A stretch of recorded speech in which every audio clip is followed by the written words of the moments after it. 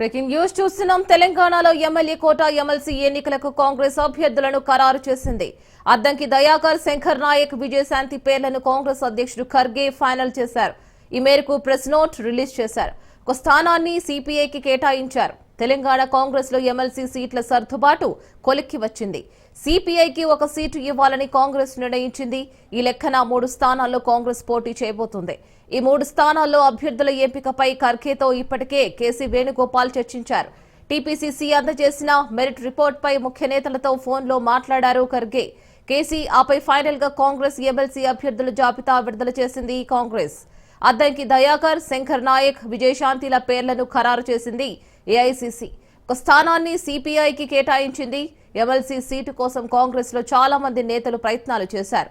పలువురు నేతలు ఢిల్లీ స్థాయిలో లాబియింగ్ చేశారు. సామాజిక సమీకరణాలను లెక్కల్లో వేసుకుని తమకే సీటు వస్తుందని ఎవరికి వారు ధీమాగా ఉన్నారు. అయితే విజయశాంతి, అద్దంకి దయాకర్, శంకర్ నాయక్ ను అదృష్టం వరించింది.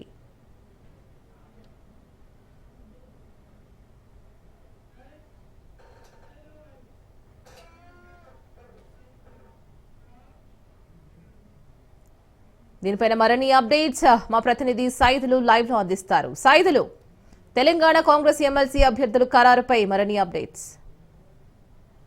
రీనా, కొద్దిసేపటి క్రితమే MLA quota MLC Congress party అభ్యర్థులను all India Congress committee general secretary KC Venugopal ప్రకటన చేశారు. పొత్తులో భాగంగా ఒకటి సిపిఐకి కేటాయించారు. మిగిలిన 3 స్థానాలకు సంబంధించినటువంటి అభ్యర్థులను అన్ని సమీకరణాలన్నీ కూడా పరిశీలించిన తర్వాత సామాజిక వర్గాల వారికి కూడా కాంగ్రెస్ పార్టీ పరిగణలోకి తీసుకొని ఎస్సీ సామాజిక వర్గం, మాలా సామాజిక వర్గం చెందినటువంటి అద్దంకి దయాకరు, అదేవిధంగా ఎస్టీ సామాజిక వర్గం చెందినటువంటి నేత ప్రస్తుతం నల్గొండ కాంగ్రెస్ పార్టీ అధ్యక్షుడిగా పనిచేస్తున్నటువంటి శంకర్ నాయక్, అదేవిధంగా మెదక్ మాజీ ఎంపీగా పనిచేసినటువంటి ప్రస్తుతం కాంగ్రెస్ పార్టీ క్యాంపెయినర్గా స్టార్ క్యాంపెయినర్గా ఉన్నటువంటి విజయశాంతికి పదవి అంటే ఎమ్మెల్సీ కోటాలో ఆమెకి వాళ్ళకి 3 పేర్లు కూడా కొద్దిసేపటి క్రితమే కేసీ వేణుగోపాల్ ప్రకటించారు. సో ఇక చాలామంది కాంగ్రెస్ పార్టీలో ఆశావాళ్ళు చాలామంది విపరీతంగా లాబియింగ్ చేశారు. ఎందుకంటే ఏఐసిసి స్థాయిలో ఢిల్లీకి వెళ్ళారు. ఎందుకంటే 2-3 రోజుల క్రితం నుంచి కూడా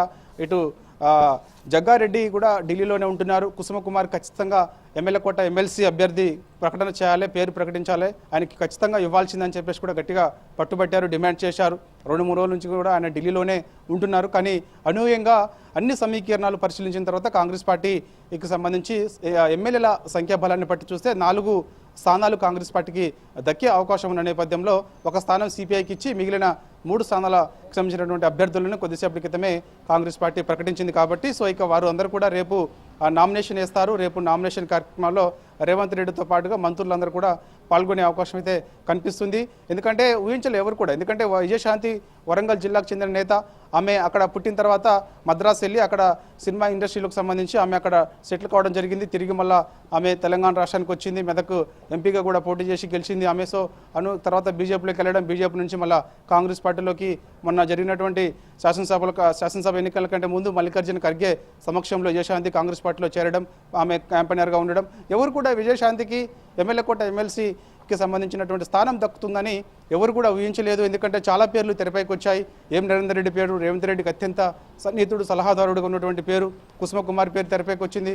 చాలామంది ఆశావులు కాంగ్రెస్ పార్టీలో చాలామంది ఉంటారు కాబట్టి వారందరి పేర్లు కూడా తెరపైకి వచ్చాయి. కానీ అనూహ్యంగా చూస్తే మాత్రము ఉమ్మడి నల్లగొండ జిల్లాకు చెందినటువంటి 2 నేతలకు మాత్రం అవకాశం దక్కింది. అంటే ఇటు నల్గొండ నుంచి చూస్తే మిర్యాలగూడెం చెందినటువంటి నేత శంకర్ నాయక్కి, అదేవిధంగా సూర్యాపేట జిల్లా తుంగతుర్తి నూతన్కల్ చెందినటువంటి ఆ నేత అద్దంకి దయాకర్కి మాత్రం చోటు దక్కింది. సో వీళ్ళందరూ కూడా రేపు నామినేషన్ వేసే అవకాశాలు అయితే కనిపిస్తున్నాయి. ఇక సిపిఐ అభ్యర్థి కూడా మరి కాసేపట్లో అభ్యర్థి ప్రకటన ఉంటుందని చెప్పేసి కూడా చెప్తున్నారు. మరి ఇప్పుడు ఉంటుందా లేదంటే రేపు సిపిఐ కూడా అభ్యర్థి ప్రకటన చేస్తారని తెలియాల్సి ఉంది. సో ఏదేమైనా పొత్తులో భాగంగా అందరు కలిసి 4 నామినేషన్లు రేపు ఒకేసారి దాఖలు చేసే అవకాశం అయితే ఉంది కనిపిస్తుంది. ఇక ఎమ్మెల్యేల సంఖ్యా బలాన్ని బట్టి చూస్తే ఇక బీఆర్ఎస్ పార్టీకి కూడా ఒక స్థానం దక్కే అవకాశం ఉన్నది. కాబట్టి సో అది కూడా కాసేపట్లోనే బీఆర్ఎస్ పార్టీ అధినేత కేసీఆర్ కూడా ప్రకటించే అవకాశం కనిపిస్తుంది. ఎందుకంటే 2 పేర్లని కేసీఆర్ పరిశీలిస్తున్నారు.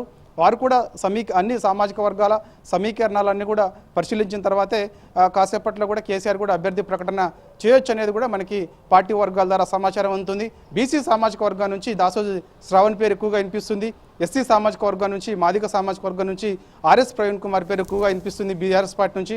సో మరి కాసేపట్లో కూడా ఎవరో ఒకరి పేరు సంఖ్యాబలాన్ని బట్టి చూస్తే ఒక ఎమ్మెల్సీ బీఆర్ఎస్ పార్టీకి దక్కే అవకాశం ఉన్నది కాబట్టి సో ఎవరో ఒకరి పేరు మాత్రం మరి కాసేపట్లో కేసీఆర్ కూడా ప్రకటించే అవకాశం అయితే కనిపిస్తుంది. రేపు బీఆర్ఎస్ పార్టీ కూడా నామినేషన్ దాఖలు చేస్తారు. నామినేషన్ కార్యక్రమంలో ఇటు వర్కింగ్ ప్రెసిడెంట్గా ఉన్నటువంటి కేటీఆర్, మాజీ మంత్రులు హరీష్ రావు, మిగిలిన సీనియర్ నేతలందరూ కూడా ఇటు నామినేషన్ కార్యక్రమాల్లో కూడా పాల్గొంటారు. సో ఊహించలేదు, అనూహ్యంగా కాంగ్రెస్ పార్టీకి చెందినటువంటి నేతల పేర్లు మాత్రం ఎవరు ఊహించలేదు. అంటే మొదటి నుంచి అద్దంకి దగ్గరికి వస్తుందని చెప్పేసి అందరూ భావించారు. కానీ మిగిలిన నేతలందరికి సంబంధించి మాత్రం చూస్తే మాత్రం శంకర్ నాయక్ గా నిజశాంతి పేర్లు కూడా తెరపైకి రాలేదు. అనూహ్యంగా మాత్రం కాంగ్రెస్ పార్టీ, అదేవిధంగా Congress party general secretary KC Venugopal, Congress party అధ్యక్షుడిగా ఉన్నటువంటి మల్లికార్జున ఖర్గే అందరూ కూడా కూర్చొని నిర్ణయం తీసుకొని ఈ ముగ్గురు పేర్లను అయితే కొద్దిసేపటి క్రితమే ప్రకటించారు.